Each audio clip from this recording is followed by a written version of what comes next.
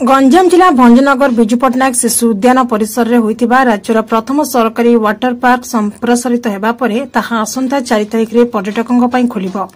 एपरिकी food court रे उद्घाटित हेबो। भंजनगर विधायक प्रद्युम्न कुमार नायक मुख्य अतिथि भाव जोगदे प्रकल्प गुड़िकर उद्घाटन करिबार कार्यक्रम रही।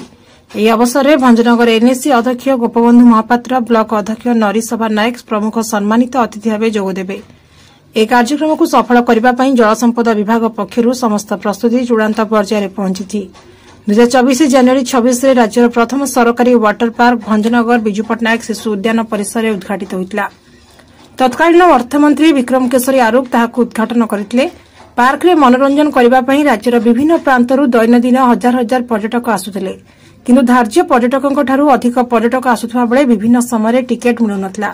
तेणु अनेक पर्यटक वाटर पार्क रे मनोरंजन करी न पारी फेरी जाउथिले। हेले किछि वर्ष चलिबा परे हठात परिचालनागत त्रुटि जोगु जून रे यह बंद हो जाइतिला। जलसंपद विभाग अधीन रे पार्क चालुथिले मध्य पार्क बंद हेबा परे ताहा पुनी खोलिबा पई विभागीय उच्च कर्तृपक्ष आ दृष्टि देइ नथिले, जाहाकु नै साधारण रे असंतोष प्रकाश पाइतिला। भंजनगर विधायक प्रद्युम्न कुमार नायक पार्क किभली पुणी सर्वसाधारण खोलिब से नहीं पदक्षेप नहीं। एपरिकी पार्क आधुनिकीकरण पार्क खोलिले पर्यटक माने पुणी आगामी दिन में मजा नहीं पारिबे। Bureau report Shri news.